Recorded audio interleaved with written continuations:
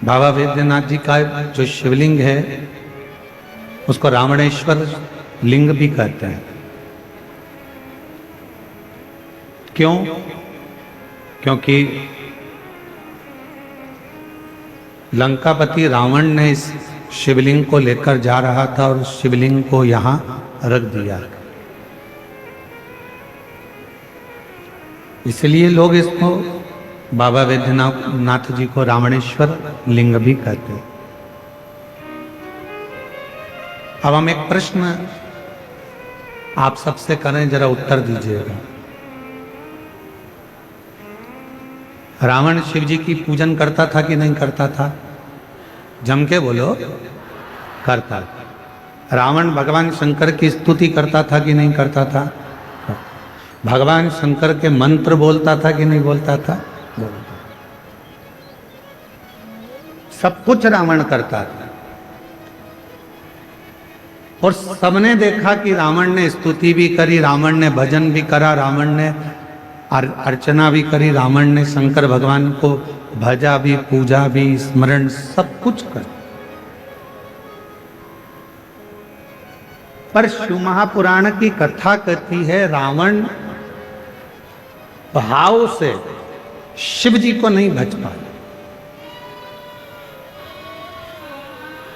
रावण जब भी शंकर भगवान को भजता था तो उसके अंदर भाव नहीं आता था, उसके अंदर ताव आता था। भाव से भजो तो शिव कृपा करता है, तुम ताव से भजोगे तो शिव कभी करुणा नहीं करता है।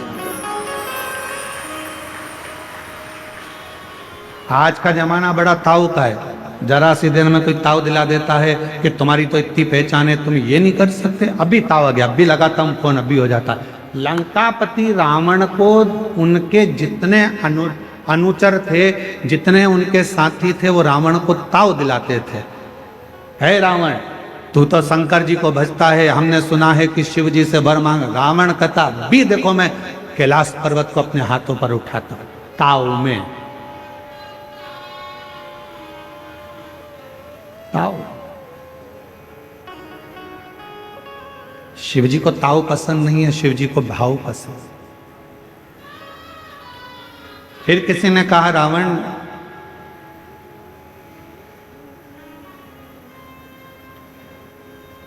क्या तुम भगवान शंकर को यहां ला नहीं सकते? तो ताव में गया शिव जी के पास, मुझे तुम्हें लेकर चलना। ये बाबा वैद्यनाथ जी की कथा कोई साधारण कथा नहीं है। बाबा वैद्यनाथ जी की कथा ये कोई साधारण कथा नहीं है। इस कथा को समझना सरल बात नहीं है। इस कथा का प्रारंभ अगर कहीं से हुआ है तो मां कौशल्या जी से हुआ।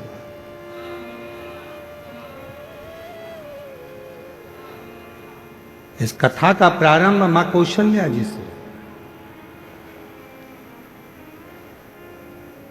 कौशल नरेश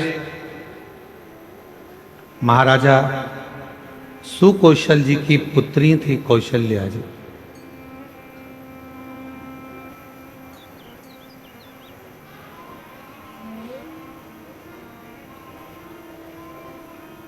और आप लोगों के तो नजदीक में है छत्तीसगढ़। जिस छत्तीसगढ़ की मां कौशल्या जी थी, छत्तीसगढ़ को कौशलपुर कहते थे, जहां के राजा थे सुकौशल।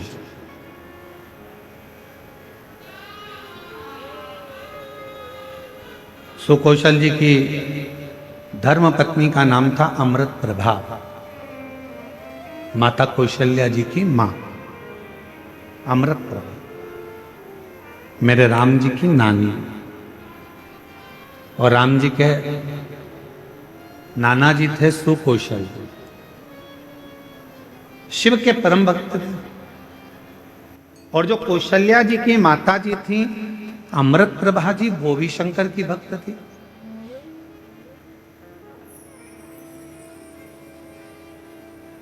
और जो सुकौशल जी के गुरु जी थे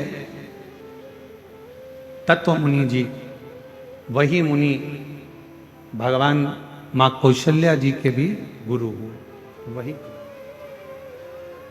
शिव की परम उपासक थी माँ कौशल्या। जैसे पिताजी शंकर जी की आराधना करते थे, वैसे ही उनकी धर्म पत्नी अमृत प्रभा करती थी, और वैसे ही उनकी पुत्री कौशल्या जी भी करते थे। कौशल्या। और तेरी कृपा बिना न हिले एक लेते हैं श्वास तेरी कृपा से तनु तनु। कथा थोड़ी सावधानी से सुनना, क्योंकि आप सब कथा को सुनने के लिए आए हो। इस कथा को अपनी जिंदगी में उतारना, ये जीवन का रस देने वाली। आप लाखों की संख्या में आए हो, पंडालों में जगह नहीं है। हम तो इतना जरूर कहेंगे कि अगर ज़्यादा भीड़ हो रही है, ज़्यादा भक्त यहाँ पहुँच रहे हैं, तो भीड़ ना बढ़ाकर अपने अपने घरों से टीवी पर सामने बैठकर भी कथा सुन सकते हो। जरूरी नहीं कि आप बहुत भीड़ में पहुँचे, और घर से भी कथा का लाभ ले सकते, कथा सुन सकते हो।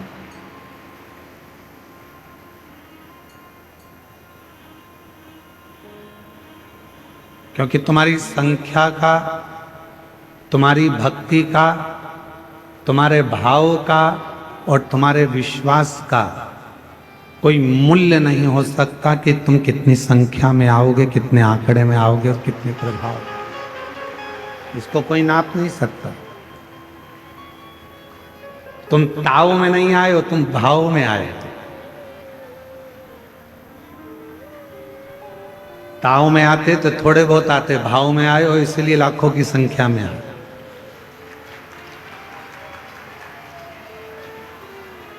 और भाव का कोई संख्या नहीं होती, भाव की कोई गिनती नहीं होती कि कितनी क्वांटिटी का भाव है।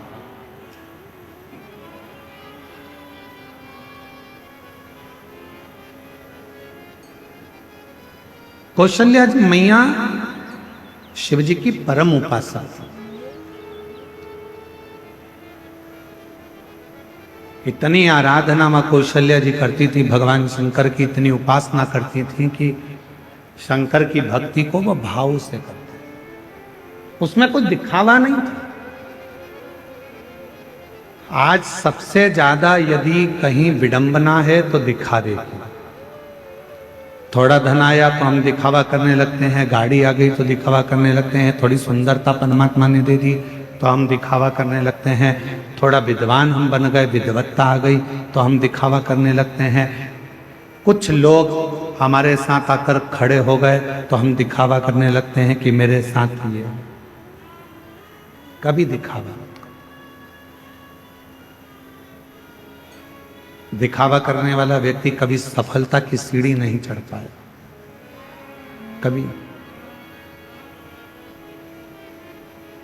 आप जितना बन सकता है भीतर से, जरूरी नहीं है कि आप किसी को दिखाओगे, मस्तक पर चंदन का तिलक लगाओगे तो शंकर के भक्त कहलाओगे, बड़ी बड़ी जटाएं बनाओगे तो भक्त कहलाओगे, घर छोड़ दोगे तो भक्त कहलाओगे, अपना परिवार छोड़ दोगे तो भक्त कहलाओगे। जरूरी ये नहीं है कि आप सब कुछ छोड़कर शिव के भक्त कहलाओगे। शिव का भक्त कहलाने के लिए केवल एक चीज चाहिए, अपने अंदर दूसरों के प्रति दया चाहिए, तो आप शिव के भक्त कहलाना प्रारंभ। अभी छत्तीसगढ़ की कथा में हमने कहा था कि एक होता है दाता और दूसरे नंबर पर होता है दयालु। सुनी थी आप लोगों ने कथा? जम के तो बोलो, सुनी थी? एक होता है दाता, दूसरा होता है दयालु। दाता और दयालु दोनों में अंतर है। जितने भी देवता हैं उन सारे देवता के आगे दाता नाम लगा है। दातार, लख दातार, ये दातार, वो दाता, वो दाता, वो दाता, पर मेरे शिव जी के नाम के आगे दातार नहीं लगा, मेरे शंकर जी के नाम के आगे दाता नहीं लगा, मेरे शंकर जी के नाम के आगे तो केवल एक शब्द लगा है, दयालु। दया क्यों? दातार में, दाता में और दयालु में जमीन और आसमान का अंतर होता है। दाता किसको कहते हैं? आपके पास किराने की दुकान है, किराने में से थोड़ा सा निकाल कर आपने दान दे दिया, आप दाता कहलाओगे। आपके पास कपड़े की दुकान है, आपने कपड़ा निकाल कर दे दिया, आप दाता कहलाओगे। आपके घर में रोटी बनी हुई है, आपने रोटी निकाल कर दे दी, आप दाता कहलाओगे। आपके पास में कोई वस्तु है, सब्जी है, फल है, आपके बैग में कुछ रखा है, आपने निकाल कर दे दिया, आप दाता कहलाओगे। आप दाता की गिनती में आ गए। पर दयालु किसको कहते हैं? कि जिसके पास में कुछ भी नहीं, फिर भी उसके दरवाजे से कोई खाली ना जाए, तो समझ लेना कि वो दयालु। जिसके पास कुछ भी नहीं है, मेरे शंकर भगवान के पास ना हीरे का मुकुट है, ना धन है, ना दौलत है, ना संपदा है, ना सत्ता है। मेरे शंकर भगवान के पास बैकुंठ जैसा सुख भी नहीं है। मेरे शंकर भगवान के पास ब्रह्मलोक जैसे सुंदरता भी नहीं है। मेरे शंकर भगवान के पास में अंबारियां, धन, विमान, बहुत सारा दौलत संपदा मेरे शंकर भगवान के पास नहीं है। उनके घर में तो दरवाजा भी नहीं है। मेरे शंकर भगवान के यहाँ तो खिड़की भी नहीं है। मेरे शंकर भगवान के यहाँ कुछ भी नहीं है। उसके बाद भी रावण जैसा भी अगर मांगने के लिए आता है तो खाली नहीं जाता है, तो दयालु है शिव। भस्मासुर जैसा आता है तो खाली नहीं जाता, दयालु है शिव। अंधकासुर जैसा आता है तो खाली नहीं जाता, दयालु है शिव। मार्कंडे बाबा जैसे आते हैं तो खाली नहीं जाते, दयालु है शिव। शिव के पास कुछ भी नहीं है पर खाली नहीं भेजते। आप देवघर में आए हो, देवघर की पवित्र धरा पर आए हो, बाबा दयालु के दरवाजे पर आप पहुंचे हो, मेरे दातार के दरवाजे पर आप पहुंचे हो, मेरे बाबा के दरवाजे पर आप पहुंचे हो, तो वैद्यनाथ की धरा पर यदि आप आए हो तो मेरा वैद्यनाथ बाबा दयालु है। और ये निश्चित है उसके पास कुछ भी नहीं होगा तो भी तुम्हें खाली नहीं भेजेगा, कुछ ना कुछ देकर जरूर।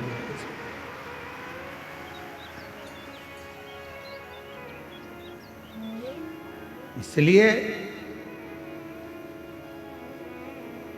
ऐसे दयालु नाथ से रिश्ता बनाइए, ऐसे दयालु नाथ से रिश्ता बनाइए, मिलता रहेगा आपको जो कुछ भी चाहिए, मिलता रहेगा आपको जो कुछ भी चाहिए। ऐसा करिश्मा होगा जो हुआ कभी नहीं, ऐसा करिश्मा होगा जो हुआ कभी नहीं। मांगा है भोलेनाथ से वरदान एक ही, मांगा है भोलेनाथ से वरदान एक ही, तेरी कृपा बनी रहे जब तक है जिंदगी, तेरी कृपा बनी रहे जब तक है जिंदगी। अब लाइन पर ध्यान देना, ऐसे दयालु नाथ से रिश्ता बनाइए। नाम है दयालु नाथ, वेदनाथ, विश्वनाथ, सोमनाथ, केदारनाथ। ऐसे दयालु नाथ से रिश्ता बनाइए, मिलता रहेगा आपको जो कुछ भी चाहिए। अगर रिश्ता बन गया दयालु से और दयालु के दरवाजे पर यदि आप पहुंच गए तो खाली तो नहीं जाओगे, क्योंकि वह दिए बिना भेजता नहीं है। संबंध, सही रिश्ता यदि दुनिया में कोई निभा सकता है, एक बाप और बेटी का रिश्ता यदि कोई निभा सकता है, एक बाप और बेटे का रिश्ता यदि कोई निभा सकता है, एक दामाद और ससुर का रिश्ता यदि कोई निभा सकता है, एक दादा और पोते का रिश्ता यदि कोई निभा सकता है, अगर पोती और दादा का रिश्ता कोई निभा सकता है, नानी नाती पंती का रिश्ता यदि कोई निभा सकता है, तो मेरा विश्वनाथ, मेरा दयालु वैद्यनाथ, मेरा शंकर ही निभा सकता। मेरा शिव, मेरे शंकर निभा सकता।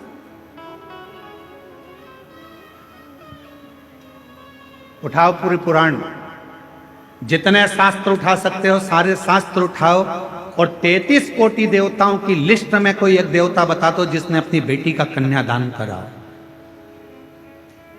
केवल एक 33 कोटि देवता में केवल देव अधिदेव महादेव ऐसे हैं जिन्होंने अपनी बेटी अशोक सुंदरी का कन्यादान अपने हाथों से कर कर बेटी को विदा। 33 कोटि देवताओं की लिस्ट बनाओ और उसमें निकालो कि देवता कोई दादा बने हो तो भगवान शंकर दादा भी बने हैं।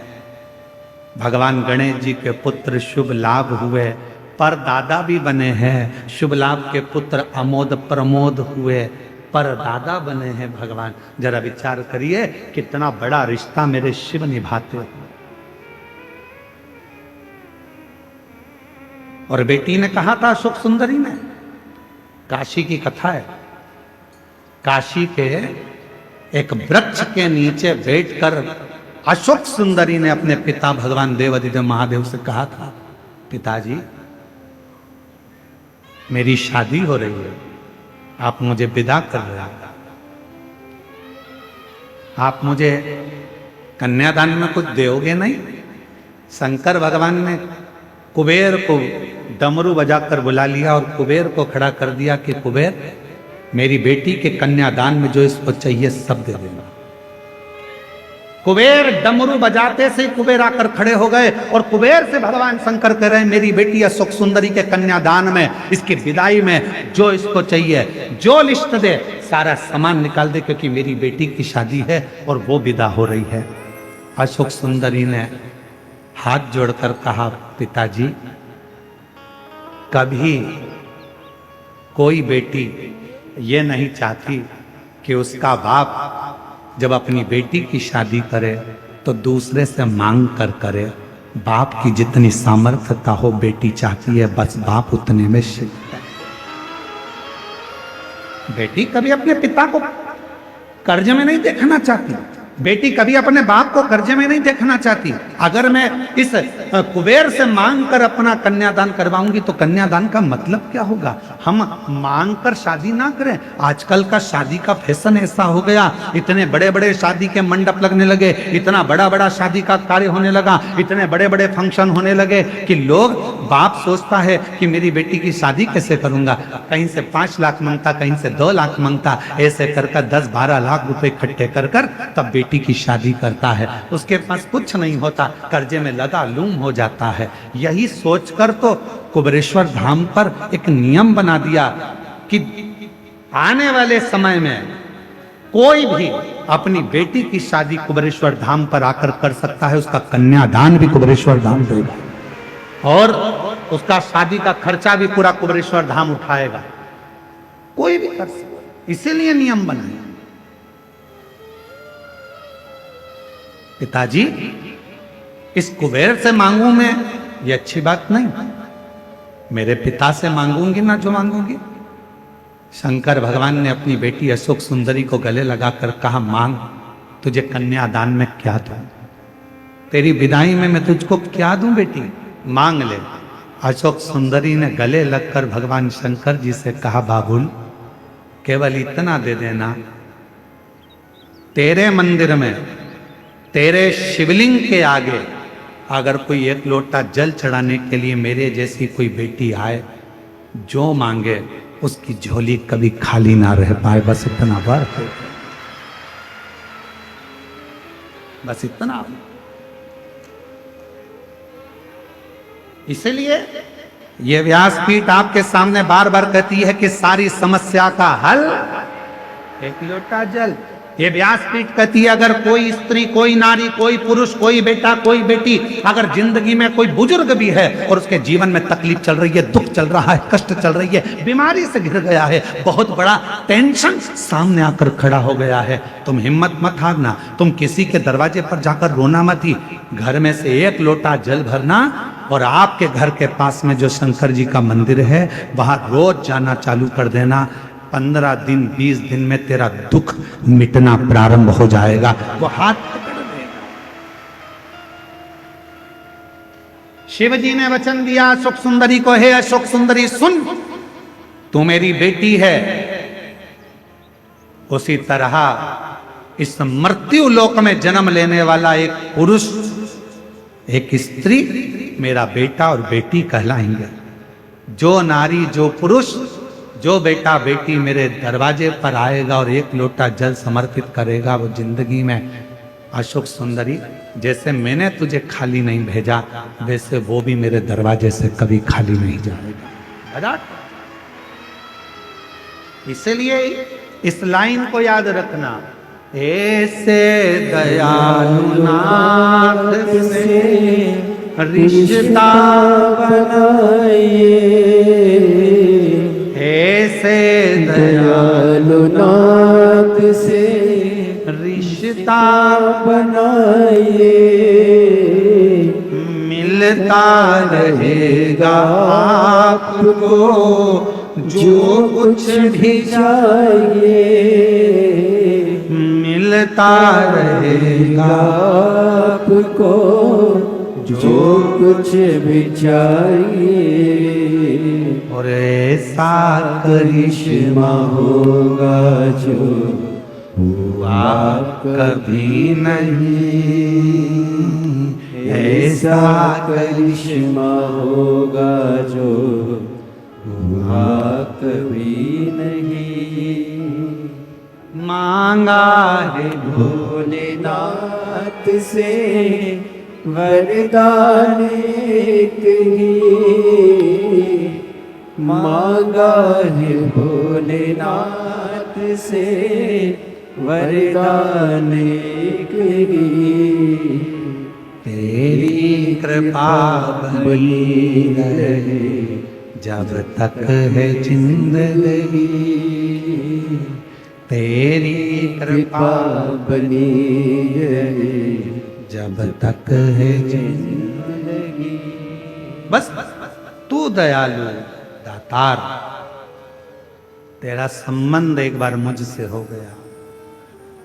जितनी मेरी जीजियां बैठी हैं और जितने आस्था चैनल पर कथा सुन रहे हो, जितने फेसबुक यूट्यूब पर कथा श्रवण कर रहे हो, जितने मोबाइल पर कथा सुन रहे हो, जितने जितने बाहर बैठकर, चाहे रोड पर बैठे हो, दुकान पर बैठे हो, पंडाल में बैठे हो, चाहे कहीं पर भी बैठकर कथा का रसतत्व ग्रहण कर रहे हो, आज बाबा के धाम से ये मान कर जाना कि हमारा और शंकर जी का रिश्ता क्या है। शिव जी को आज से अपना पिता मानना और तुम उसकी पुत्री हो जाना, संबंध फिर देखो। एक बाप और बेटी का रिश्ता सबसे प्रबल रिश्ता हुआ, सबसे प्रबल रिश्ता।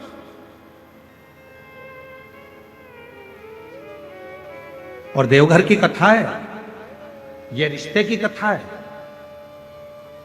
कितना विचित्र कथा है देवघर की, जरा सुनिएगा। शायद बाबा वैद्यनाथ की कथा आपने सुनी कि नहीं सुनी हमको नहीं मालूम, पर आज अगर मौका मिला है तो इस कथा को जरूर सुनो। क्या रिश्ता था। मां कौशल्या जी ने सुकौशल जी और अमृत प्रभा जी, कौशल्या जी के पिताजी और माताजी ने कौशल्या जी को शंकर की आराधना करना सिखाया था।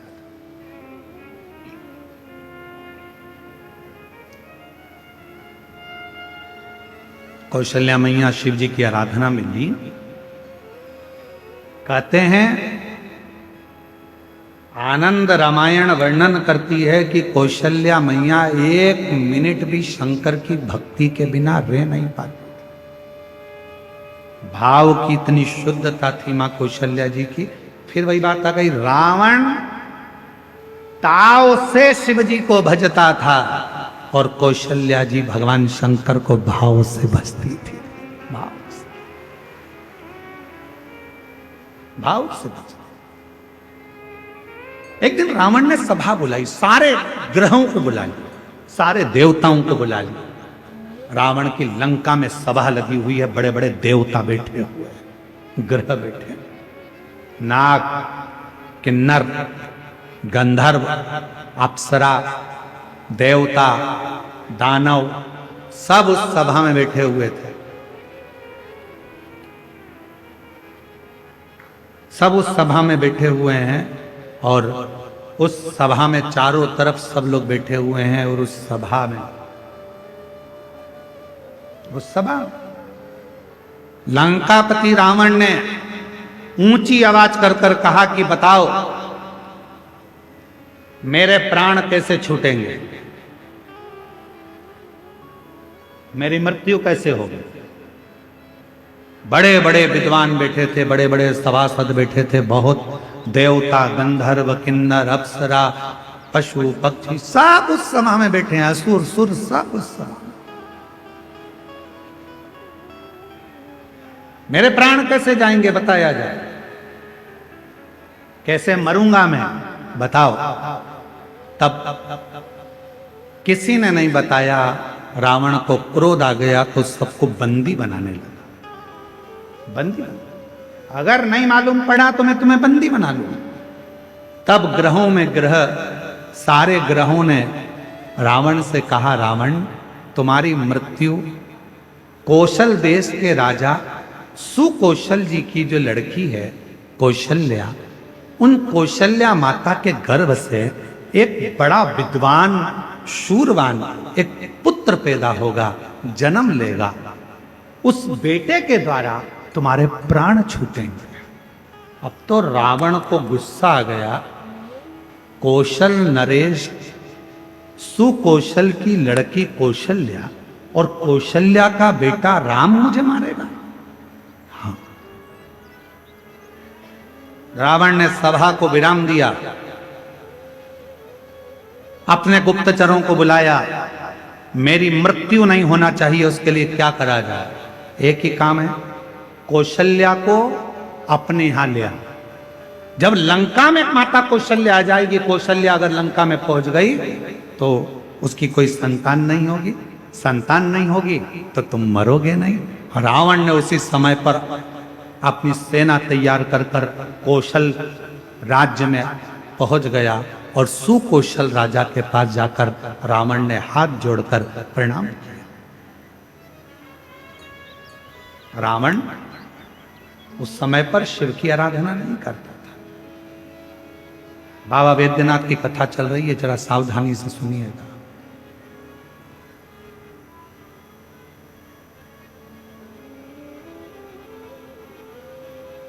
रावण उस समय शिव की आराधना नहीं करता था।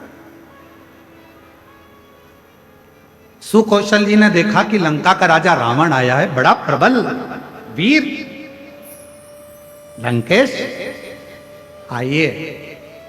कैसे आना हुआ? सुकौशल जी ने जब पूछा तो रावण ने कहा कि हमको आपकी बेटी कौशल्या चाहिए।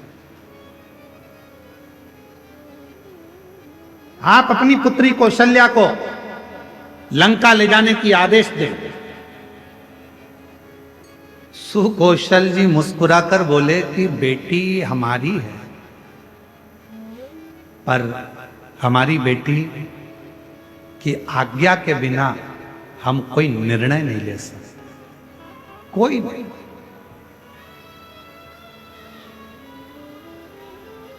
मेरी बेटी की आज्ञा के बिना मैं कोई निर्णय नहीं ले सकता।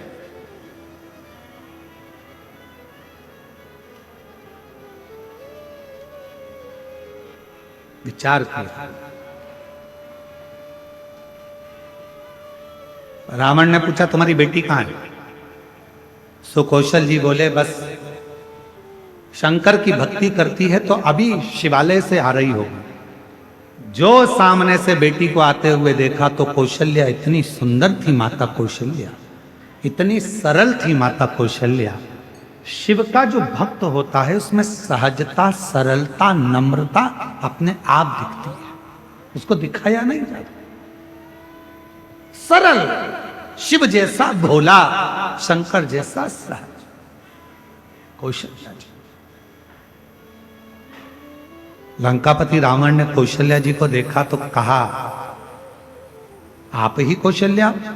हाँ। सुकौशल जी की बेटी हो? हाँ। हम आपको लंका ले जाने के लिए। मुझे लंका? हाँ। कौशल्या जी कहने लगी, मैं तो लंका नहीं जाऊं, मैं लंका नहीं जाऊं। रावण कहने लगा, तुम मुझे जानती नहीं हो कौशल्या, अगर तुम मेरे साथ नहीं चली तो मैं दबाव के साथ तुम्हें लंका ले जाऊंगा। इतने में कौशल्या जी के मुख से निकल गया, लंकापति रावण सुन, तुम मुझे ले जाने की बात करता है, अगर बन सके तो तेरी लंका में एक बार उस कैलाशपति को ले जाकर बता दे तो कौशल्या लंका में प्रवेश कर जाए। तू एक बार उस कैलाशपति को तेरी लंका में ले जाकर बता दे तो ये मां कौशल्या जी कर रही हैं कि ये कौशल्या तेरी लंका में प्रवेश कर जाएगी। रावण हंसकर बोला, वो कैलाश पर रहने वाला शंकर, वो शंकर? अगर तुम बोलती कि विष्णु जी को लेकर जाओ तो बड़ी बात थी, तुम कहती कि ब्रह्मा जी को लेकर जाओ तो बड़ी बात थी, शंकर जी तो मैं अभी उनको लेकर आ। और रावण गया, देवाधिदेव महादेव की आराधना में बैठ गया, साधना में बैठ गया। शिव जी प्रसन्न नहीं हुए। अब बताओ, भाव में बैठा था कि ताव में बैठा था? भाव में नहीं बैठा ना, काय में बैठा था? ताव में। अब मैं ले जाकर मानूंगा। लग गया रावण पीछे। शंकर भगवान प्रसन्न नहीं हुए, तब रावण को लगा कि ऐसे नहीं मानेंगे। रावण ने अपना शीश काट कर देना प्रारंभ कर दिया। 9 शीश कट गए रावण के, 10वां शीश था। शिव जी सामने आकर खड़े हो गए। रावण, क्या चाहिए तुझको? रावण कहता है, बाबा मैं तुम्हें लेने आया हूं, तुम मेरे साथ लंका चलो।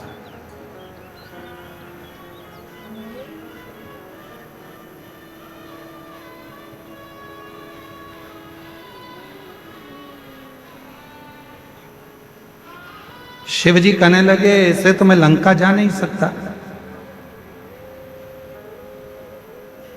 मैं लंका ऐसे जा नहीं सकता, चलना तो पड़ेगा। रावण जिद पर अड़ गया। तब देवाधिदेव महादेव ने मां पार्वती जी से जाकर कहा कि लंकापति रावण मुझे लेने के लिए आया। शिव जी कहते हैं कि मैं नहीं जा सकता, मैं जानता हूं, पर पार्वती तुम बताओ क्या? जगत जननी जगदम्बा पार्वती जी ने कहा, प्रभु आप इस कैलाश को छोड़कर, इस भूमि को छोड़कर आप लंका नहीं जाओगे।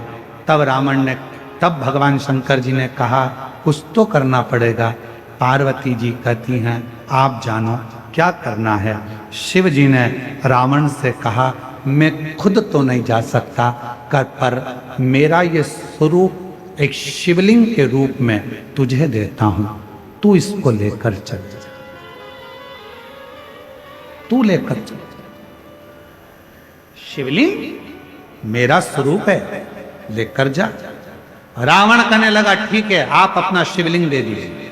शंकर भगवान का प्रतिबिंब स्वरूप शिवलिंग शिव जी ने उठाकर रावण को दे दिया और रावण से कहा, सुन रावण, ये शिवलिंग तू जहां रख देगा उठने वाला नहीं, ले जा इसको।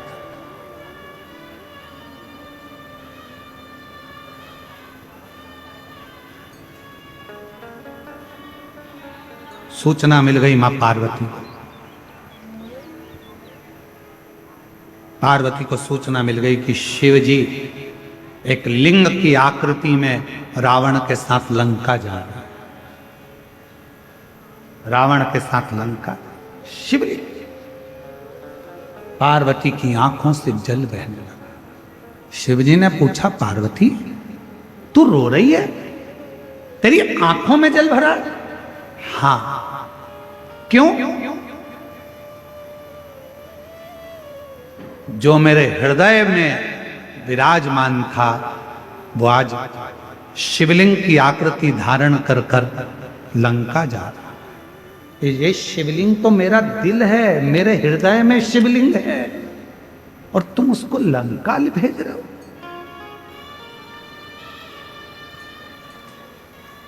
शिव जी मुस्कुराने लगे, पार्वती जी, प्यार अगर पक्का होता है तो कोई जा नहीं सकता। बस इतना शंकर जी ने कहा और पार्वती जी समझ गई। पार्वती जी ने गणेश जी को बुलाया, गणेश शीघ्र आओ। गणेश जी ने कहा, मां आज्ञा करिए। गणेश जाओ, एक ग्वाले का रूप रख लो, तुम्हारा नाम होगा बेजू ग्वाला, और बेजू ग्वाला का रूप रखकर रास्ते में जाना। रावण संध्या करने के लिए रुकेगा, शिवलिंग तुम्हारे हाथ में देगा, थोड़ी देर उसके सामने पकड़ कर रखना, थोड़ी देर बाद जमीन पर रख देना।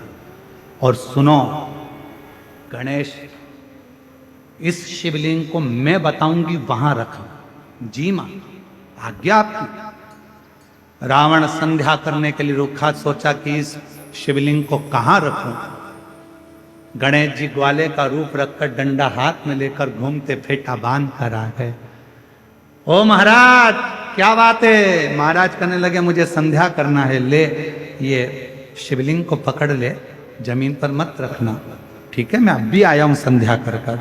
जो गणेश जी के हाथ में, बेजू ग्वाले के हाथ में शिवलिंग दिया, गणेश जी ने मां से पूछा, मां आप बताओ शिवलिंग कहाँ रखूं? माता पार्वती ने कहा, जब मैं सती बनकर जन्मी थी, जब मैं सती बनकर जन्मी थी, ये शिवलिंग मेरे हृदय में बसता है।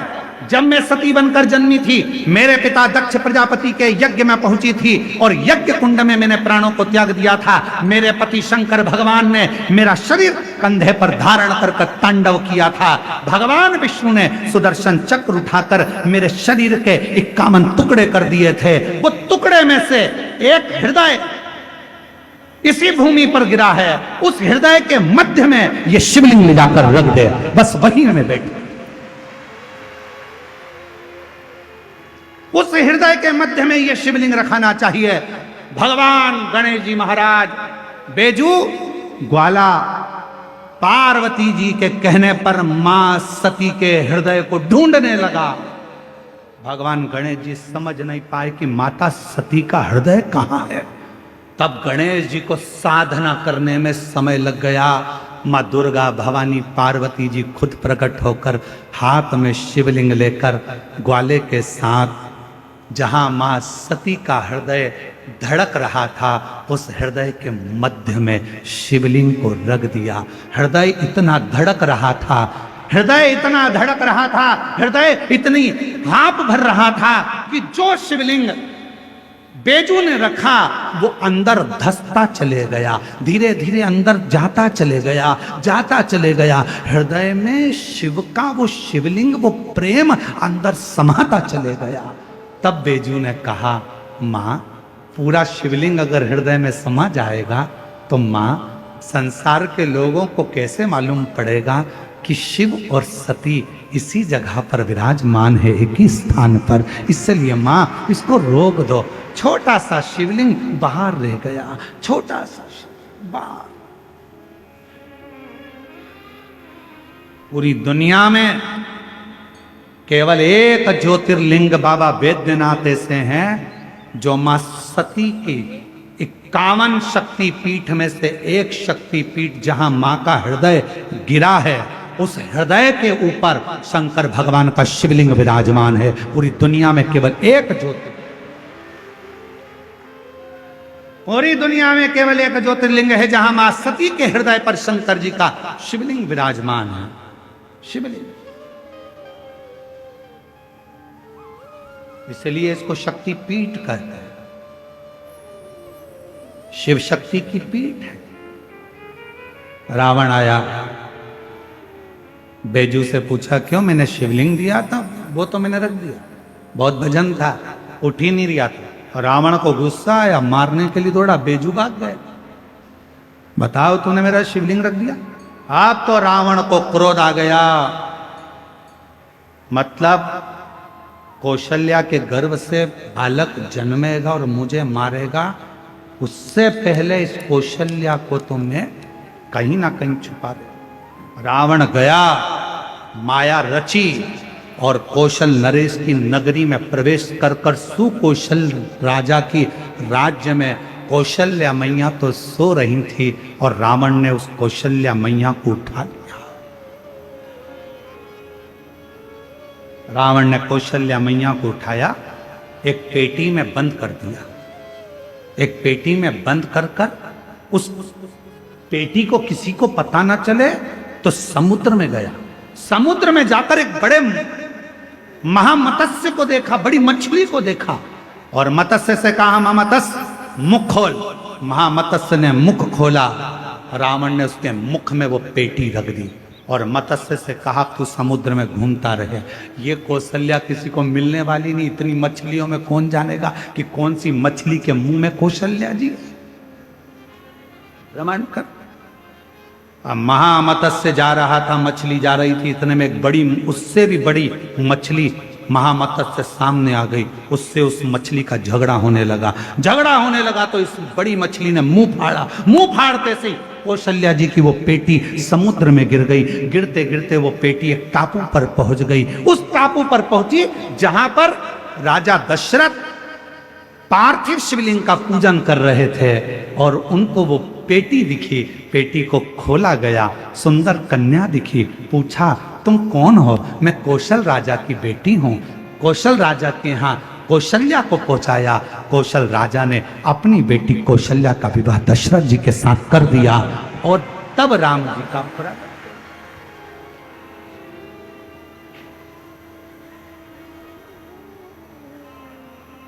सहज कहां।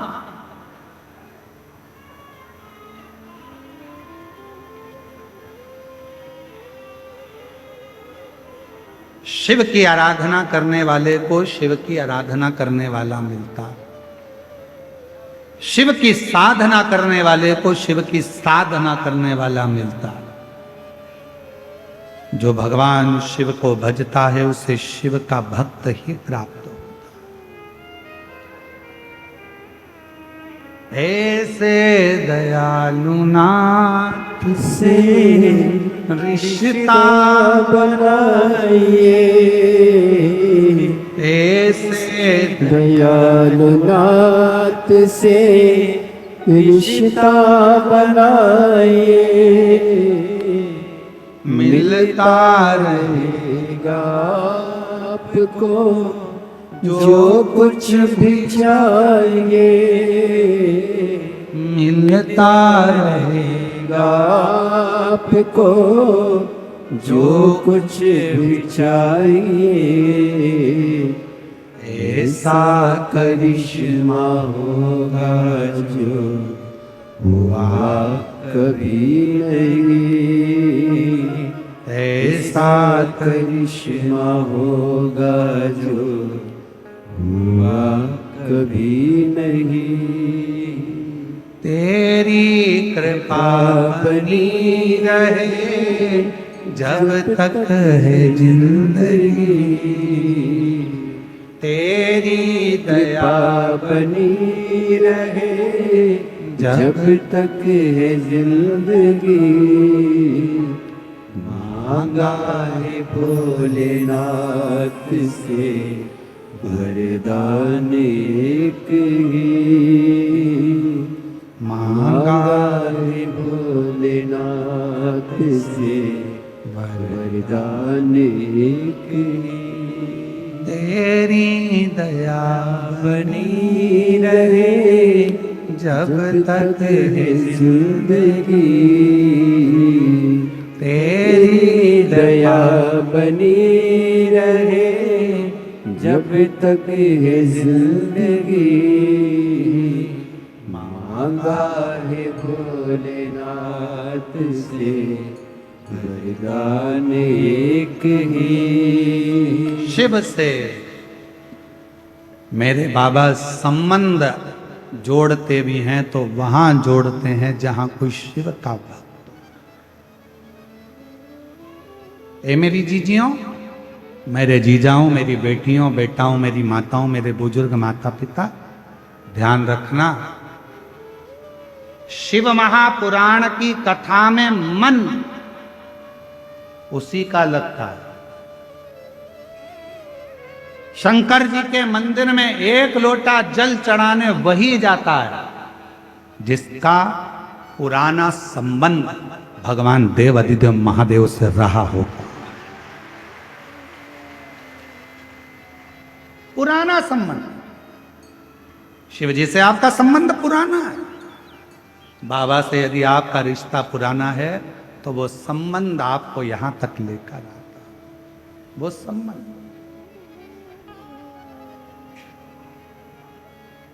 वो संबंध आपको यहां तक,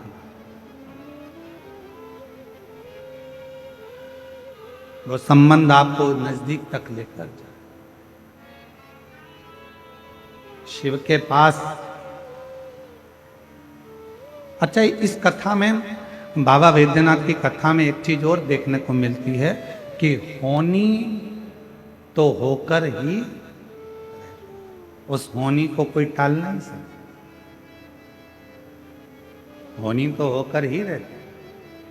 रावण ने पूरा दम लगा लिया था कौशल्या जी को छुपाने का, कौशल्या जी को छुपाकर रखने का, पर उसके बाद भी जो ललाट पर लिखा है वो तो होकर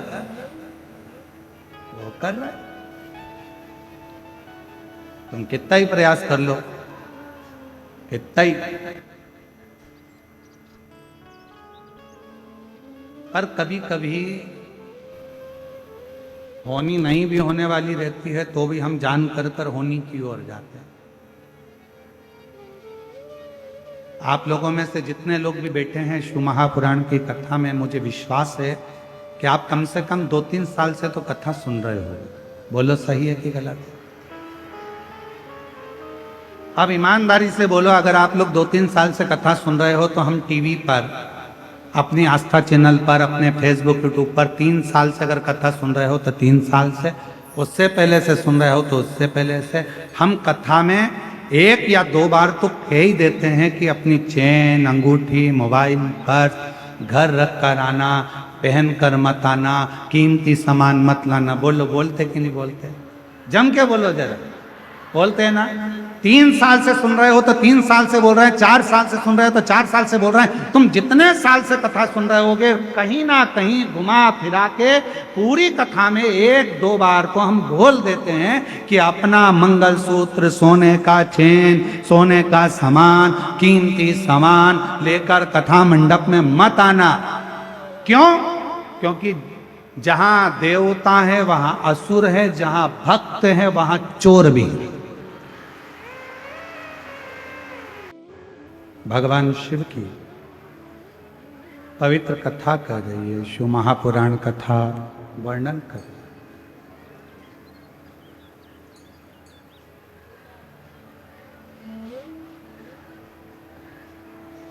है। रावण भाव से भगवान शिव को नहीं भज पाया, केवल शिव को प्राप्त करा तो उसने ताऊ से प्राप्त करना। ये बाबा देवघर की जो पवित्र धरा है, जो देवघर में बाबा देव अधिदेव महादेव जो विराजमान है, वो मां सती के हृदय पर शिवलिंग विराजमान।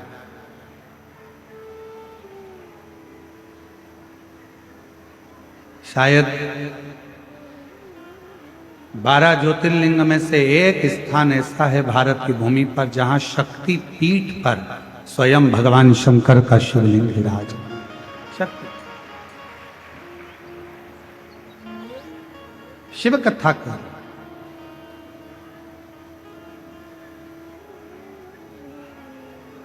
शिव को समझना,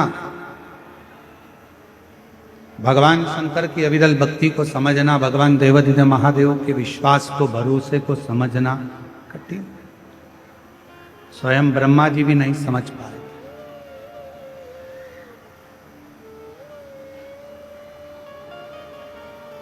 ब्रह्मा जी के भीतर थोड़ा सा अहम ब्रह्मदेव के भीतर थोड़ा सा अहंकार आ गया कि ये रचना मैंने करी है, ये रचना करता मैं हूं।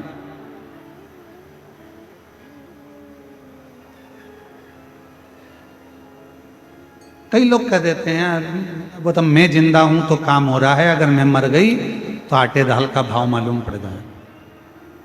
वो तो मैं कर रहा हूं तो हो रहा है, मैं चले गया तो तुम्हारी दुकान भी नहीं चली। कई लोगों के मन में आता है कि मैंने किया, और शिव महापुराण की कथा कहती है मैं संबोधन श्रेष्ठ संबोधन नहीं। भगवान शंकर के ससुर दक्ष प्रजापति ने भी केवल मैं का संबोधन करा। मेरा भवन, मेरा राज्य, मेरा नगर, मेरी बेटी, मैंने करा, मैंने करा, मैंने करा। आखिरी में फिर हुआ क्या कि दक्ष प्रजापति का सिर कटा, और दक्ष प्रजापति का सिर कटकर आखिरी में फिर बकरे का सिर लगा, और वो बकरा मैं करता। अच्छा करें, मत बुरे कर्म कर वरना पछताएगा, भगवान की आंखों से तू बच बच नहीं नहीं पाएगा, तू बच नहीं। नहीं पाएगा। अरे ओ अज्ञानी ज्ञानी मत करना, नानी, तेरे कर्म का फल भी तो ही पाएगा जैसा किया तू है तेरे आगे आएगा। मत बुरे कर्म कर्म कर बंदे वरना पछताएगा, भगवान की आंखों से तू बच नहीं पाएगा, तू बच। नहीं पाएगा। ब्रह्मदेव के मन में अहमता उत्पन्न हो, ये रचना मैंने करी।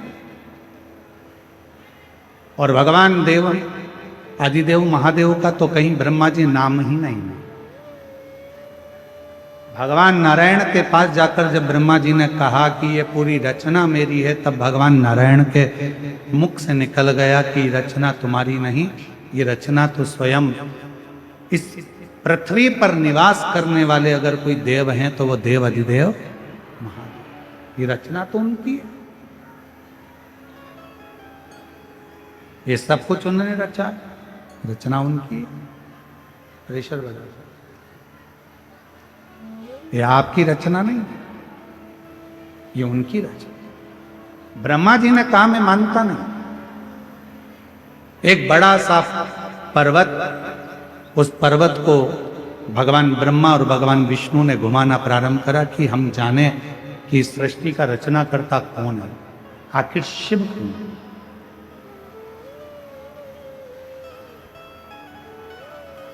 और ऐसे दुनिया में कई लोग हैं जिनको भगवान शंकर को जानने के लिए बहुत विचार करते हैं, आखिर ऐसा क्यों, शिव क्यों, शिव कौन।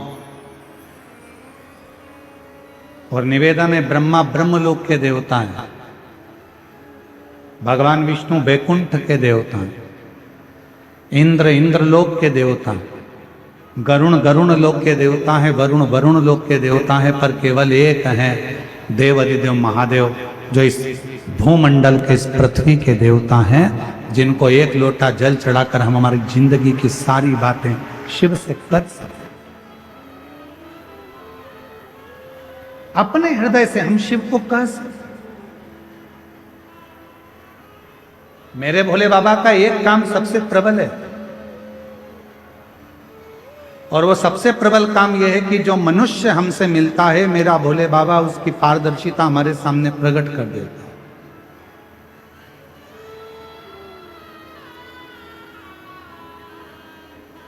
मेरे शंकर वो पारदर्शिता प्रकट कर देते।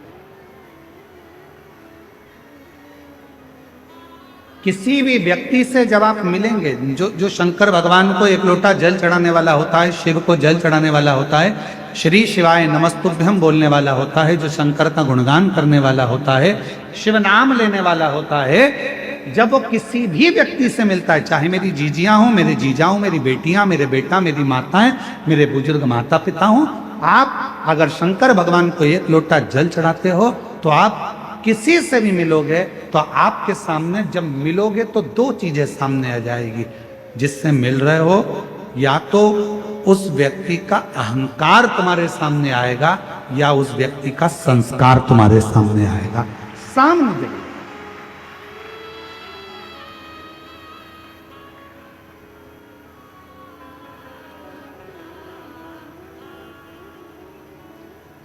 एक टीवी पर एक सीरियल आता है, कौन बनेगा करोड़पति। अरे बोलो तो जम के, सही है कि गलत है? उस पूरे सीरियल में मंजिल तक कोई पहुंच ही नहीं पाता। बोलो सही है? बहुत कम होंगे जो मंजिल तक पहुंचे होंगे। क्यों नहीं पहुंच पाते? किस लिए नहीं पहुंच पाते? जो बैठा है सीट पर, क्या उसको उस प्रश्न का उत्तर याद नहीं है? उसको याद है। जो सीट पर बैठा है उसको प्रश्न का उत्तर याद है, वो सब कुछ याद कर कर गया है, सब कुछ बोल सकता है, सारा उत्तर दे सकता है, सब कुछ बता देता है। पर उस हॉट सीट पर कौन बना करोड़पति में सामने कंप्यूटर पर बहुत सारे विकल्प दे दिए जाते हैं, बहुत सारे ऑप्शंस दे दिए जाते हैं। बोलो सही है कि गलत है? 4 विकल्प हैं, इसमें से छांटो कौन सा सही है। बोलते जाओ उत्तर सही है। फिर अगर ये भी नहीं कर सकते तो फोन लगाकर बात कर सकते हो, आपके पास ये भी विकल्प। फिर आपके पास एक विकल्प और है कि आप किसी की सहायता ले सकते हो। जो व्यक्ति हॉट सीट पर बैठा है, क्या वो उत्तर नहीं जानता है? उसको उत्तर मालूम है, पर जैसे ही उसके सामने विकल्प आ जाते हैं वो उन विकल्पों में इतना फंस जाता है कि असली उत्तर को भूल जाता है और आखिरी में वो हार जाता है। आखिरी में एक प्रश्न और उसका एक उत्तर अगर है तो मंजिल तक पहुंच। बहुत सारे विकल्प जब खड़े हो जाते हैं तो वो सोच में पड़ जाता है, ये बोलूं या ये बोलूं। विकल्प वो मंजिल तक पहुंचता है। आज दुनिया के लोगों ने सारे विकल्प हटा दिए। पहले लोग कहते थे हमारे पास आना, हम तुम्हारा दुख मिटा देंगे। फिर कोई कहता था वहां चले जाओ, वहां तुम्हारा दुख मिट जाएगा। फिर किसी ने कहा वहां चले जाओ, तुम्हारी तकलीफ मिट जाएगी। वहां चले जाओ, तुम्हारा कष्ट मिट जाएगा। अब दुनिया के लोगों ने सारे विकल्प मिटा दिए, केवल एक हाथ में लोटा भर जल पकड़ा, शंकर जी के मंदिर में चढ़ाया, शिव जी को अपने मन की बात कही और रिजल्ट सामने आना प्रारंभ हो गया और वो अपनी मंजिल तक पहुंच। मंजिल तक पहुंच। विकल्प रहेंगे तो उलझे, ऑप्शंस रहेंगे बहुत सारे तो उलझे। अब कोई विकल्प नहीं है, कोई ऑप्शन, केवल एक सारी समस्या का हल श्री शिवाय बोल बम का नारा है। बस एक विकल्प उसको दिखता है कि मेरे को अब ज्यादा फंसना नहीं है, आडंबर में मुझे जाना नहीं है, यहाँ वहाँ मुझे जाना नहीं है, मुझे तो केवल शंकर के मंदिर तक जाकर एक लोटा जल समर्पित कर। एक पत्र है, अच्छा है।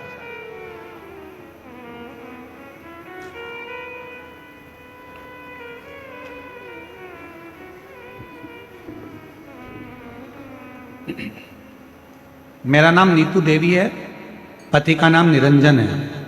मैं जिला पटना बेगूसराय की निवासी हूँ। मेरा मोबाइल नंबर ये है, कहीं बैठी हों तो हाथ हिला सकती हैं, और अगर कहीं बैठी हों तो एक बेलपत्र लेने के लिए आ सकती हैं। मेरा नाम नीतू है, नीतू देवी, पति का नाम निरंजन है। पत्र को एलईडी पर आप लोग पढ़ सकते हैं।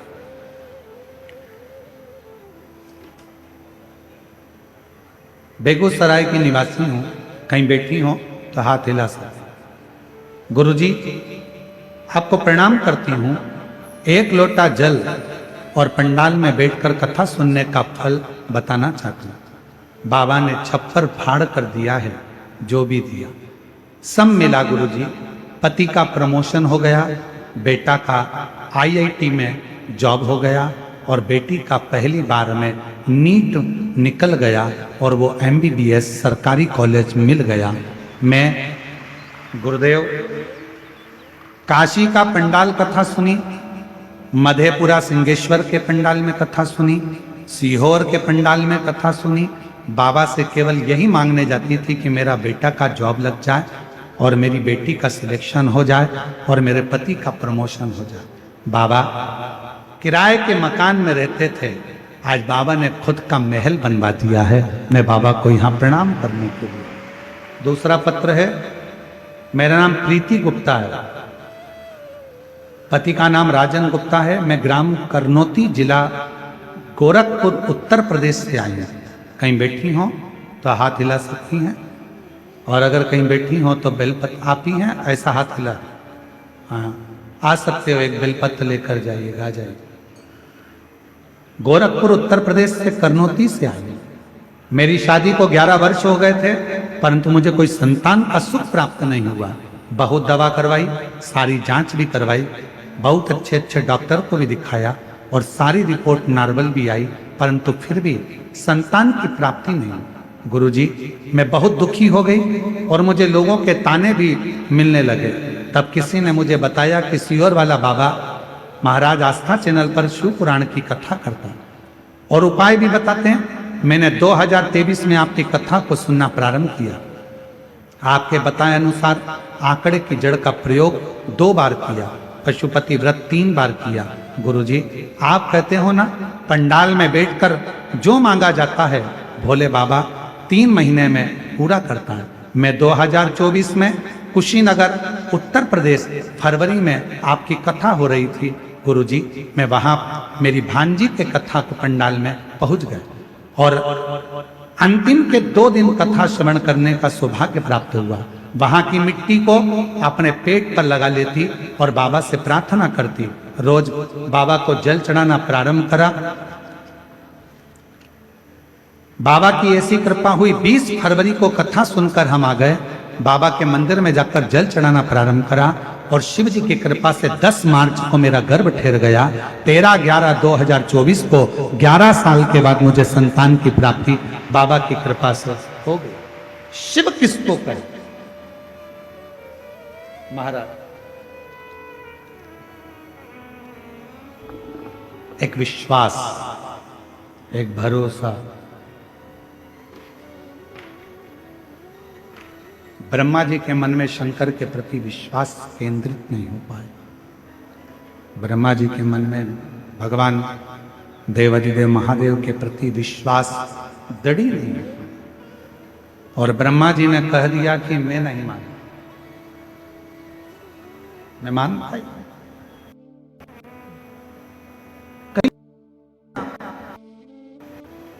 कोई कहेगा काय को चक्कर में पड़े हो, एक लोटा जल से कुछ होता है? कोई कहेगा बेलपत्र खाने से कुछ होता है? कोई कहेगा शिव जी पे जल चढ़ाकर पीने से कुछ होता है? आप उससे एक बात जरूर कहना कि हम तुमसे पूछने के लिए नहीं आए कि हमको क्या करना है। जन्म मेरे माता पिता ने मुझे दिया है, परवरिश मेरे माता पिता ने करी, पढ़ाई मेरे माँ बाप ने कराई है, शिक्षा चिकित्सा मेरे माँ बाप दिए हैं, तो फिर मैं दूसरे के कहने पर ये नहीं करूंगी कि मुझे करना क्या है। मैं सनातन धर्म में जन्म ली हूं, अपने देव अधिदेव महादेव पर पूरा भरोसा कर कर महादेव की आराधना। शिव भटकने नहीं देता, शंकर भगवान आडंबर में पड़ने नहीं देते। आपका भरोसा कितना है, आप कितना शिव को मानते हुए आपके ऊपर निर्भर करता है। जितना भटकोगे शिव से उतने दूर होते चले जाओ। ब्रह्मा जी भटक लिए, भगवान विष्णु ने कहा कि तुम चाहो तो शिव जी की परीक्षा लो। पर्वत को घुमाया, अग्नि का एक खंभ प्रकट हो गया। उस अग्नि के खंभ में से एक शिवलिंग प्रकट हो गया। यही मार्गशीर्ष मास का महीना था, जिस महीने में भगवान शंकर का प्रथम शिवलिंग प्रकट हुआ था। और उसी मार्गशीर्ष मास में आप और हम शिव महापुराण की कथा को श्रवण कर रहे हैं, उसी मार्गशीर्ष मास। किस्मत वाले तो हो तुम लोग, ये तो पक्का है, ये निश्चित है। अपने अपने घर जाकर नजर उतरवा लेना तुम अपनी अपनी, कि बाबा ने बहुत बड़ी कृपा कर, दया कर। हम सब इकट्ठे और भोलेनाथ के पट्टे। तुम सहज नहीं हो, सरल नहीं हो, बहुत कहीं कहीं बाबा देव हरिदेव महादेव का कोई पुराना संबंध और आपका और हमारा शंकर जी से रहा होगा, जो शिव महापुराण की कथा मार्गशीर्ष मास में श्रवण करने का सौभाग्य मिला।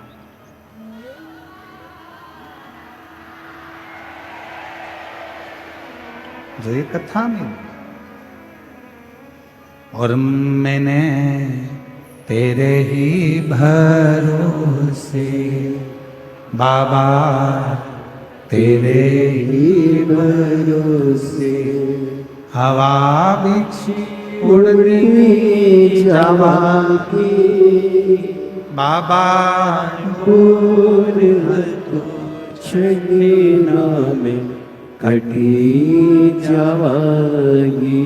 भोले मैं तेरी पतंग, शंभु मैं तेरी पतंग, हवा बिच उड़नी जावागी बाबा, बोल तो छड़ना में कटी जावागी। एक विश्वास अपने भीतर प्रकट करो।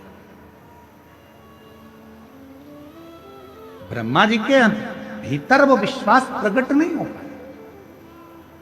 पर्वत घुमाया, शिवलिंग प्रकट हो गया। फिर अभी भी शिवलिंग में से आवाज आई कि ब्रह्मा जी तुम भरोसा नहीं कर पाए। व्यक्ति जगह जगह की ठोकर कब तक खाता है, जब तक वो पूर्ण भरोसा शिव पर नहीं कर पाता, जब तक उसका विश्वास दृढ़ नहीं होता। जिस मनुष्य का भरोसा शंकर जी पे पूरा हो जाता है, फिर वो कभी भटकता नहीं। जैसे जिसकी जिससे पहचान होती है ना, जरा सा भी काम अटका तो अभी फोन लगाती हूँ, अभी रुक जा, अभी फोन लगाती हूँ। लगाया फोन, ले बात कर ले, आगे बैठूंगी आगे।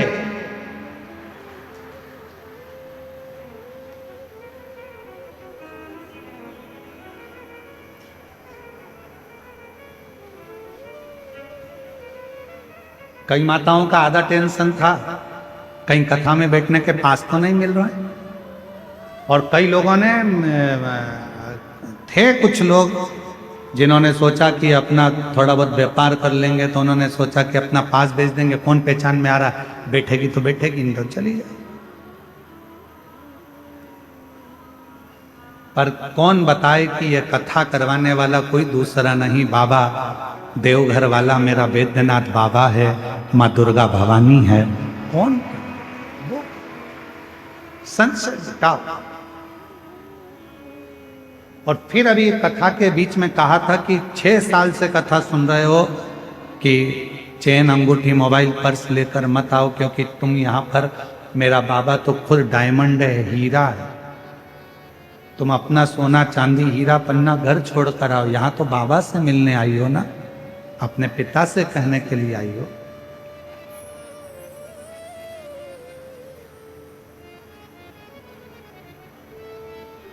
सुनार की दुकान पर सोना खरीदने जाओ तो जरूरी नहीं है कि पूरे घर का सोना पहन के जाओ।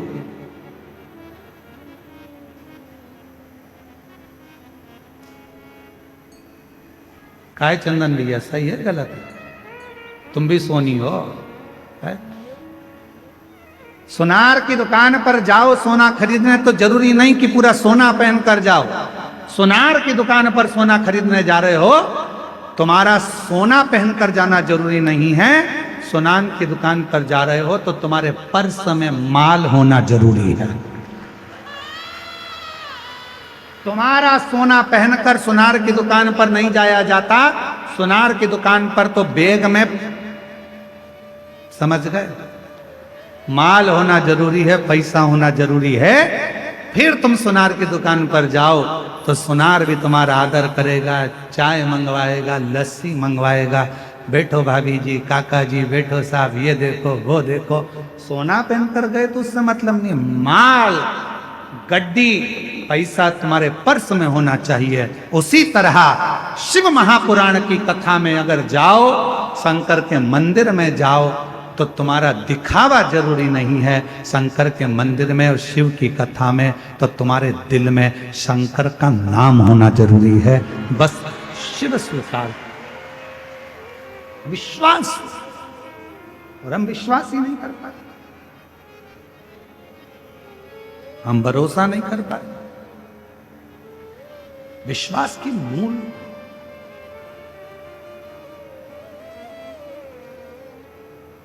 शिव कथा कर रही है। भगवान ब्रह्मा जी ने कहा, इस शिवलिंग में अगर शंकर भगवान है तो नारायण भगवान से कहा कि तुम चरण देखने दो, मैं शीश देखने जाता हूं। भगवान नारायण को चरण नहीं मिले। भगवान नारायण वापिस आ गए। ब्रह्मा जी से कहा कि जब तक ब्रह्मा जी आए, ब्रह्मा जी ऊपर गए, शीश नहीं मिला। एक गोमाता निकल कर जा रही थी, ब्रह्मा जी ने उस गोमाता को पकड़ा, विनय करिए, आप हमारे साथ चलिए और चलकर भगवान नारायण के सामने कह दीजिए कि ब्रह्मा जी को शीश मिल गया। गोमाता ने कहा कि मैं झूठ बोलूंगी तो उसमें फायदा क्या है? ब्रह्मा जी ने कहा, घर में सबसे पहली रोटी बनेगी तो तुमको मिलेगी, तुम केवल शंकर जी के सामने एक बार झूठ बोल। अब ब्रह्मा जी को कौन समझाए कि शंकर भगवान को सबसे ज्यादा प्रिय तो सत्य है। इसलिए कोई मरता है तो उसको ले जाते कहते हैं राम नाम सत्य, क्योंकि ले जाने वालों को मालूम है कि जहां लेकर जा रहे हैं वो शमशान है और शमशान शंकर का धाम है। शिव के करीब में अगर जाना है तो थोड़ा सा सत्य बोलना पड़ेगा, थोड़ा सा।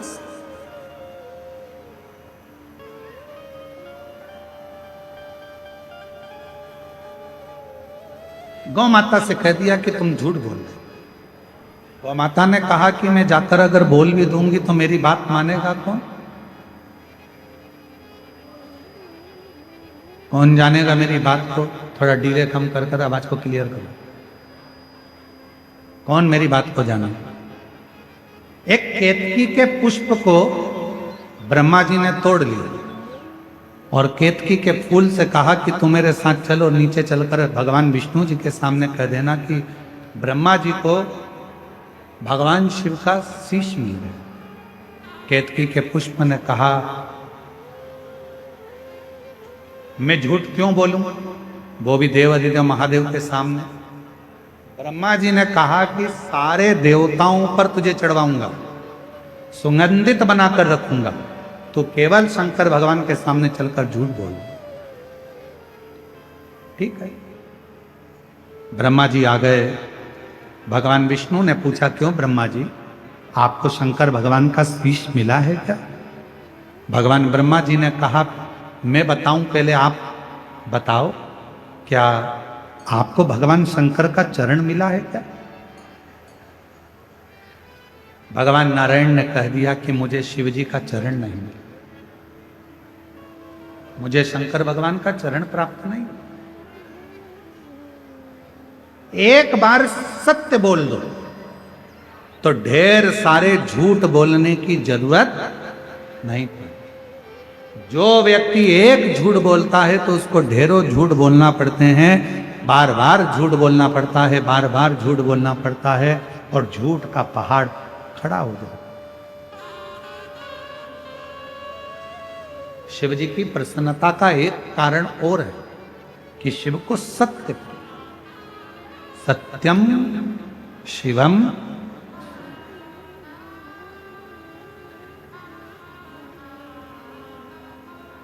शिव को सत्य प्रिय, भगवान भोलेनाथ जी को सत्य की प्रियता। भगवान नारायण ने कह दिया कि भगवान शंकर का मुझे चरण नहीं मिला, कोई चरण मुझे प्राप्त नहीं हुआ। भगवान शंकर जी ने आकाशवाणी कहकर कर दिया, शिवलिंग में से आवाज आई, हे नारायण, आपने मेरी साक्षी में सत्य बोला है, आज से पूरी पृथ्वी पर आपकी सत्य की मूर्ति की पूजन होगी और दुनिया के लोग सत्य नारायण कहकर तुम्हें पुकारेंगे, तुम्हारी आराधना, तुमने सत्य कहा। अब बारी आई भगवान ब्रह्मा जी की, तो भगवान विष्णु जी ने पूछा, क्या तुमको शंकर भगवान का सिर मिला है? क्या तुमने शिवलिंग का सिर देखा है? क्या तुमने शिवलिंग का दर्शन किया, शीश का? ब्रह्मा जी ने कहा, हाँ, शिवलिंग में से आकाशवाणी हो गई, ये ब्रह्मा जी झूठ बोल रहे हैं, इनको शीश का दर्शन नहीं। ब्रह्मा जी बोले, ना मानो, गौमाता से पूछ लो। भगवान विष्णु ने पूछा, गौमाता तुम बताओ, क्या ब्रह्मा जी को भगवान शंकर के शीश का दर्शन हुआ है? गौमाता ने एक रोटी के चक्कर में झूठ बोल दिया और कह दिया, भगवान ब्रह्मा जी को शीश का दर्शन हुआ। तो भगवान शंकर के शिवलिंग में से आवाज आई, गौमाता तू जगत की मां होकर झूठ बोलती है? हे गौमाता, तू जगत की मां होकर झूठ बोली है।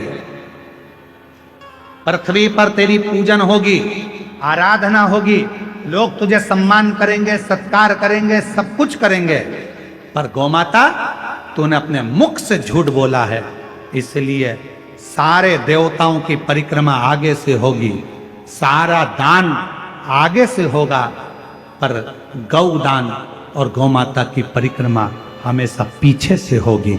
इसलिए गौदान भी पूंछ पकड़कर किया जाता है और गौमाता की परिक्रमा भी पीछे से चालू कर कर पीछे विराम दी जाती। तो झूठ बोल।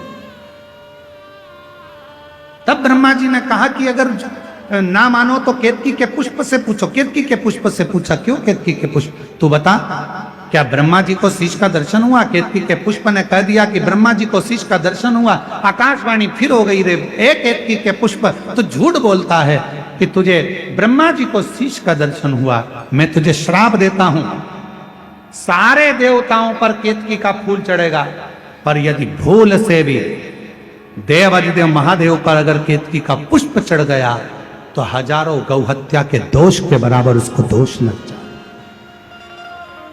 हजारों केतकी के पुष्प ने क्षमा। ब्रह्मा जी झूठ पर झूठ बोलते रहे, तब आखिरी में शंकर भगवान को क्रोध आया, अपने पांव के अंगुष्ठ के नख को तोड़ा, जमीन पर फेंका, उससे काल भैरव प्रकट हो गए। काल भैरव ने अपनी चीटी उंगली के नख को तोड़ा, ब्रह्मा जी के सिर पर मारा, ब्रह्मा जी का शीश कट गया और वो शीश झूठ बोलता रहा। ये आकाशवाणी झूठी है, ये आकाशवाणी झूठी है। ब्रह्मा जी का कटा हुआ शीश लुढ़कता गया, लुढ़कता गया, लुढ़कता गया। कटे हुए शीश से जो रक्त की धार निकली, उससे एक नदी प्रकट हो गई, जिसका नाम कर्मनाशा नदी है, जो आज भी उत्तर प्रदेश में बहती है। कर्मनाशा, जिस नदी के घाट पर लिखा होता है कि यह कर्मनाशा नदी है, इसमें हाथ धोने वाला, स्नान करने वाला, आचमन करने वाले के सारे कर्मों का नाश हो जाता है, सारे कर्म।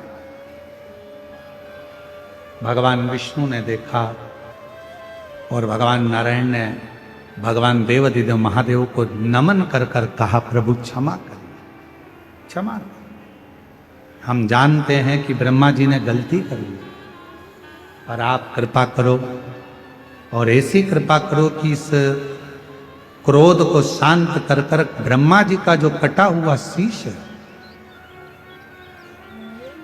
ब्रह्मा जी का जो कटा हुआ शीश है,